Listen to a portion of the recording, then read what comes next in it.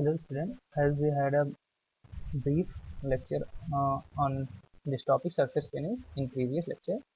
Now we will see that how what is the significance of surface texture and irregularity, and actually what is surface texture and irregularities are. ठीक है, तो अभी हमें ये देखना है हमको कि ये सरफेस टेक्सचर और irregularities के बारे में कि ये क्या होती है।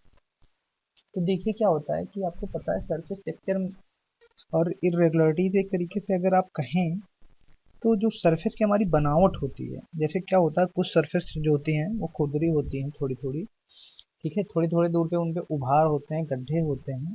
तो जो आप गड्ढे होते हैं उसको क्या बोलते हैं सरफेस को, जो सरफेस पे गड्ढे होते हैं उनको बोलते हैं वैली, और जो उभार होते हैं उनको बोलते हैं क्रस्ट, ठीक है, या शिखर, या वैली को घाटी और क्रस्ट को शिखर भी हम बोलते हैं, ठीक है। तो इन इन अनियमित सतह को जो है इनको अनियमित सतह या इरेगुलर सरफेस भी कहते हैं, जिसपे ये क्रस्ट और वैली होते हैं, ठीक है। अब क्या होता है कि इनके जो इन सरफेस के जो क्या नाम है घिसाव की दर होती है, ठीक है, या जो एब्रेशन होता है इन सरफेस से, वो क्या होता है वो डिपेंड करता है कि कितना जो है एरिया सरफेस का कांटेक्ट में है। जितना ज़्यादा एरिया कांटेक्ट में रहेगा उतना ज़्यादा जो है सरफेस घिसेगा, ठीक है, एब्रेशन होगा। तो अब देखिए क्या होता है कि जैसे कि हमारा जो वर्क रिक्वायरमेंट है या हमारा जॉब रिक्वायरमेंट है, हर जॉब के लिए अलग अलग फिनिश की रिक्वायरमेंट होती है, और उस हिसाब से हम क्या करते हैं कि जो सतह की बनावट होती है, जिसको आप टेक्सचर को बोलते हो, सतह की बनावट जो होती है और जो उस पर इरेगुलरिटीज होती हैं, वो हमें जो हमारा जॉब रिक्वायरमेंट होता है, जो टाइप का हमको उस सरफेस से क्या नाम है उस सरफेस पे जिस जो भी एक्शन परफॉर्म करना होता है, या उस सरफेस से जो भी हमें रिक्वायर्ड वर्क चाहिए होता है, उसके अकॉर्डिंग जो है हम टेक्सचर और इरेगुलरिटीज को मेंटेन करते हैं, ठीक है। मतलब कि कुल मिला के जो ये टेक्सचर या बनावट होती है सतह की, और उस पर जो इरेगुलरिटीज आपका हो गया, या जो भी कहते हैं उभार और क्रस्ट वैली, इसको हम किस हिसाब से मैनेज करते हैं वो डिपेंड करता है कि हमारा जो जॉब है वो किस वर्क में इन्वॉल्व है, ठीक है। तो उसके बेसिस पे हम डिसाइड करते हैं कि हमारे जो सतह की बनावट है वो कैसी होगी, ठीक है। अब देखिए क्या होता है कि अगर हम जनरली क्या होता है कि जब आप मशीनिंग और फिनिशिंग करते हैं तो उसके बाद क्या होता है सरफेस जो है उतनी चिकनी नहीं हो पाती जितना हमें आइडियली कंडीशन में एक क्या नाम है फ्लैट सरफेस चाहिए होती है, ठीक है। तो क्या होता है मशीनिंग जो प्रोसेस होती है और जो ज्योमेट्रिकल इरेगुलरिटीज होती है उनके बेस पे हम क्या करते हैं कि जो सतहें होती हैं उनको हम 4 श्रेणी में जो है वो डिवाइड करते हैं, ठीक है। अब देखिए जिसमें आप देख रहे होंगे एक होता है first order, second order, third order and fourth order.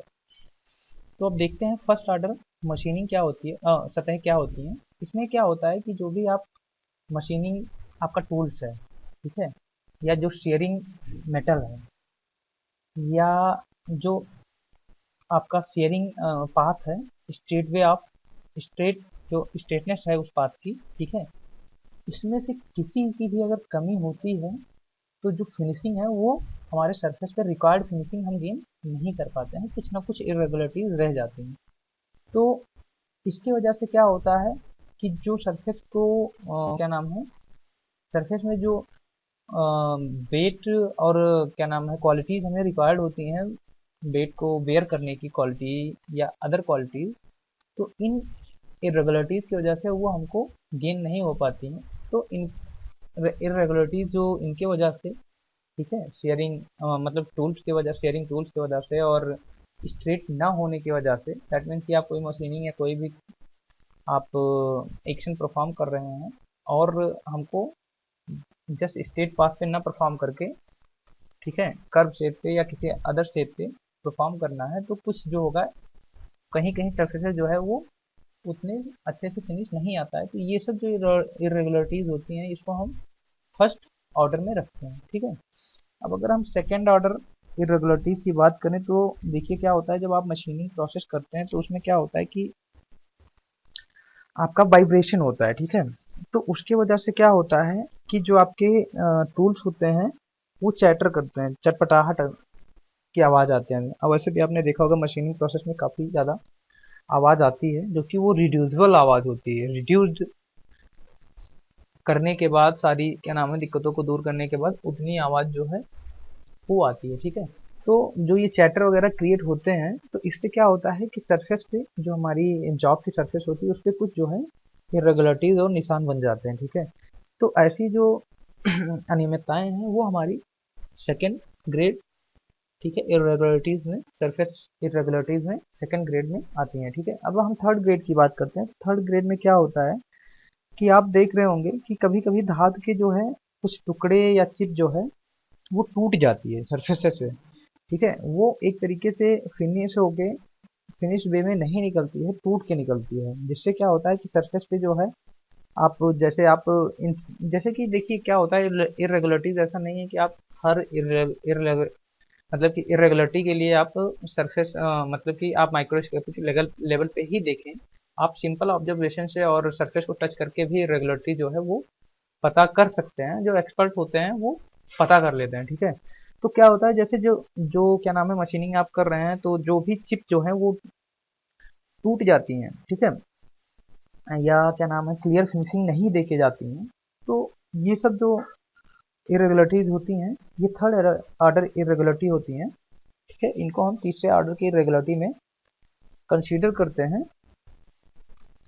तो इसमें क्या होता है कि जो आपका परफॉर्मेंस कर रहा होता है, जो आपका लेबर या कारीगर जो है वो परफॉर्मेंस कर रहा होता है, उसके सही से परफॉर्मेंस ना करने से जो है ये इरेगुलरिटीज आती हैं। इनको हम थर्ड ऑर्डर में करते हैं। और जो मशीनिंग की वजह से होती हैं, जो मैंने आपको बताया टूट जाते हैं, उनको हम फोर्थ ऑर्डर में कंसीडर करते हैं। तो ये एक बार फिर से देखिएगा कि थर्ड ऑर्डर में उन इरेगुलरिटीज को हम कंसीडर करते हैं कि जो है हमारा जो ऑपरेटर है उसके गलतियों की वजह से मशीनिंग जो है गलत, या मशीनिंग प्रोसेस जो है सही से परफॉर्म नहीं किया जाता है, तो उसकी वजह से जो है अनियमितताएं होती हैं, उनको हम थर्ड ऑर्डर में रखते हैं।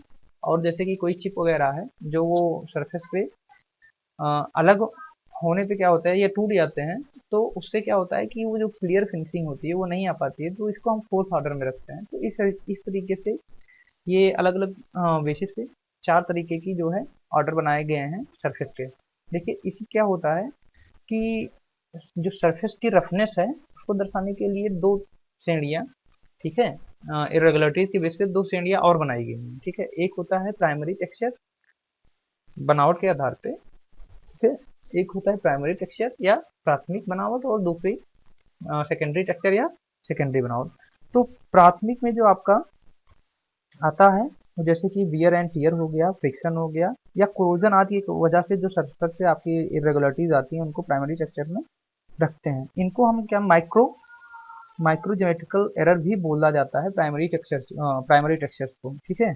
अब इसमें क्या होता है, जो आप अभी ऊपर आपने थर्ड ऑर्डर और फोर्थ ऑर्डर के जो भी वो पढ़े हैं, यानी कि जो ह्यूमन एरर की वजह से होती हैं सरफेस सरफेस में फिनिशिंग में एरर, और जो आपके क्या नाम है चिप वगैरह टूट जाते हैं उनकी वजह से जो एरर होती है वो इस ऑर्डर में यानी कि प्राइमरी टेक्सचर में रखे जाते हैं, ठीक है। अगर हम सेकेंडरी टेक्सचर की बात करें तो इसमें क्या होता है कि जो भी आपकी क्या नाम है प्रोडक्शन सिस्टम में जो मैकेनिकल या मशीनिंग फ्लॉज की वजह से जो क्या नाम है इरेगुलरिटीज आ जाती हैं, यानी मशीनिंग प्रोसेस में आपकी कमी की वजह से जो इरेगुलरिटीज आती हैं, तो उसको हम क्या करते हैं सेकेंडरी में रखते हैं। इसको आप मैक्रो बोलते हैं, यानी कि माइक्रो ज्योमेट्रिकल एरर कहा जाता है। और इसमें क्या होता है, जो फर्स्ट और सेकेंड ऑर्डर में हमने अभी एक्सप्लेन किया था, देखा था एरर, वो इसमें आते हैं, ठीक है।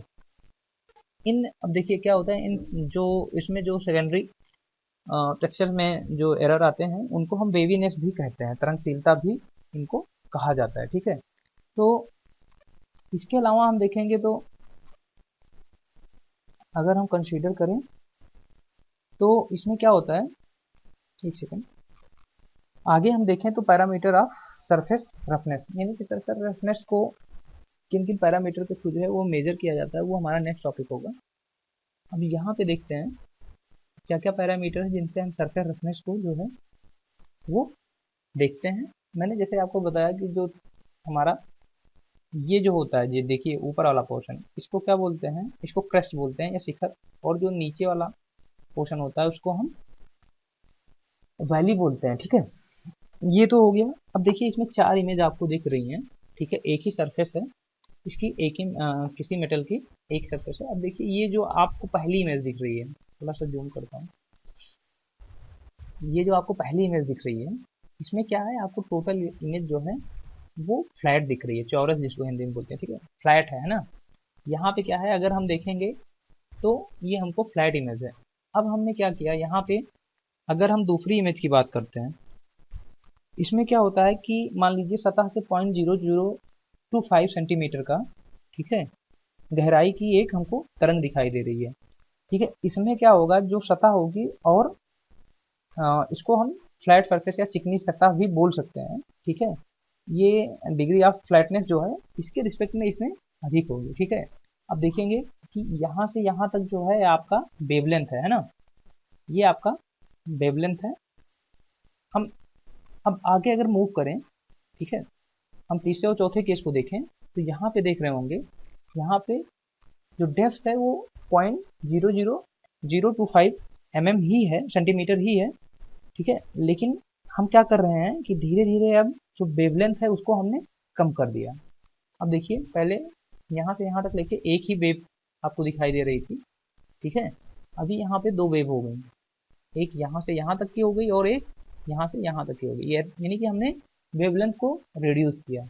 फिर हम थर्ड केस में, फोर्थ केस में देखेंगे कि हमने वेवलेंथ को और भी ज़्यादा रिड्यूस कर दिया। ठीक है, यहाँ पे वेवलेंथ हमने 5 सेंटीमीटर कर दिया।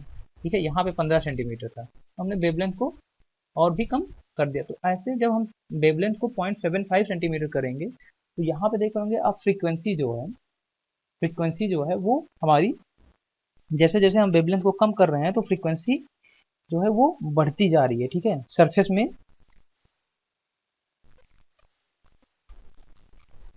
आप देखेंगे तरंग दैर्घ्य जैसे जैसे हम कम कर रहे हैं तो उसके उतार चढ़ाव की जो फ्रीक्वेंसी है वो आपको ज़्यादा नज़र आएगी। ठीक है, तो इससे ये हम मतलब क्लियरली कह सकते हैं कि जैसे जैसे हम क्या करते हैं, तरंग दैर्घ्य को कम करते हैं, उस वैसे वैसे क्या होती है कि सरफेस में रफनेस जो है वो बढ़ती जाती है, और जो सतहें, जो क्या नाम है आपकी फ्लैट या चपटी या चिकनी सतहें होती हैं, वो क्या करती हैं, धीरे धीरे आपकी रफ सरफेस में कन्वर्ट होती जाती हैं। ठीक है, तो इस हिसाब से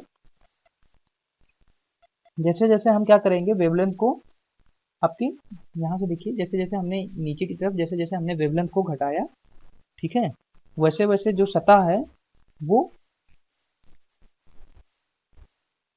क्या नाम है, स्मूथ से जो है रफ होती गई। ठीक है, तो ये इन सतहों को आप देखिए, जो जहाँ पे वेवलेंथ ज़्यादा होती है उनको बेबी या तरंगिल सतहें कहते हैं, और जैसे जैसे वेवलेंथ हमारी छोटी होती जाती है वैसे वैसे जो हमारी सरफेस है वो क्या होती है, रफ या रुक्ष बनती जाती है। ठीक है, तो इस हिसाब से जो है कुछ जो आपके पैरामीटर्स हैं वो आपने देखे कि हमारे सरफेस फिनिशिंग में क्या क्या पैरामीटर जो है, क्या क्या टर्मिनोलॉजी यूज करते हैं, और किस प्रकार से जो है फिनिशिंग, किस तरीके से वो फ्लैट पे जो है हमारी सरफेस क्या नाम है आपका, रफ सरफेस में कन्वर्ट होती है। ठीक है, अभी देखते हैं नेक्स्ट टॉपिक। ये देखिए क्लासिफिकेशन ऑफ सरफेस रफनेस। अब देखिए सरफेस रफनेस की अगर हम बात करें तो 2 टाइप की होती है। ठीक है, एक ट्रांसवर्स होती है, जैसे कि आपने स्ट्रेसेस में भी पढ़ा था कि एक लॉन्गिट्यूडनल और एक ट्रांसवर्स। तो लॉन्गिट्यूडनल लेंथ के अकॉर्डिंग काम करती है, लेंथ के अलॉन्ग काम करती है, और उसके परपेंडिकुलर जो होती है वो ट्रांसवर्स होती है। तो अभी देखिए, मान लीजिए ये जो है ये इसका लेंथ है, जो हमारी सरफेस दिख रही है ये है, तो इसके परपेंडिकुलर डायरेक्शन ये हुई, तो यानी कि जो आपको ये L1 पूरा दिख रहा है, ठीक है, ये आपका क्या हो गया, ट्रांसवर्स सरफेस हो गई। ठीक है, L1 जो हो गया ये आपका, और ये क्या करता है, ये आपकी ट्रांसवर्स सरफेस या ट्रांसवर्स सरफेस पे जो ये रफनेस हो गई, ये ट्रांसवर्स रफनेस हो गई। ठीक है, और जो L2 आप देख रहे हैं, ये ट्रांसवर्स सरफेस पे जो है इसकी तरंगशीलता या आप जो वेवीनेस बोलते हैं उसको आप L2 से डिनोट यहाँ पे किया गया है। ये एक तरंग हो गई है ना, तरंगशीलता इसको बोलेंगे। तो अगर हम ट्रांसवर्स सरफेस से देखें तो ये तरंगशीलता क्या हो गई, L2 हो गई। ये दूसरी तरंग, फिर तीसरी तरंग, ये देख रहे हैं कैसे कैसे जो है ये वेव क्रिएट हुई है। ठीक है, अभी क्या है, इनकी फ्रीक्वेंसी अगर हम इनकी वेवलेंथ बढ़ा देंगे तो आपको केवल एक वेव दिखेगी और सरफेस क्या हो जाएगी, वो फ्लैट हो जाएगी। ठीक है, फिर उसके बाद अगर हम बात करते हैं L3 की, तो इसको बोलते हैं अनुप्रस्थ सूक्ष्म अनियमितता। ठीक है, के पिच को L3 से ठीक है डिनोट करते हैं। ठीक है, यूं L4 जो है ये आपका जो है ये लॉन्गिट्यूडनल सरफेस पे रफनेस दिखा रहा है। L4 देखिए, ये लॉन्गिट्यूडनल यानी कि लेंथ के अलोंग हो गया, और यहाँ पे L4 जो है ये लॉन्गिट्यूडनल सरफेस पे रफनेस जो है वो L4 से हम शो करते हैं। तो ये कुछ क्या नाम है, लॉन्गिट्यूडनल और ट्रांसवर्स सरफेस रफनेस हो गई, जिसको आप इस तरीके से डिनोट भी कर सकते हैं। आप देखते भी होंगे जो लेंथ के अकॉर्डिंग होता है, जो लेंथ के अकॉर्डिंग वेव्स होती हैं ठीक है सरफेस में, तो उनको हम लॉन्गिट्यूडनल रफनेस बोलेंगे, और जो लेंथ के परपेंडिकुलर होंगे उनको हम ट्रांसवर्स रफनेस बोलेंगे। ठीक है, तो आज के लिए इतना ही। अब हम जो इसके आगे की टॉपिक होगी, ठीक है, जो कुछ स्टैंडर्ड यूज होते हैं और नॉमेनक्लेचर में इनके, वो हम आगे देखेंगे नेक्स्ट टॉपिक में। Thank you.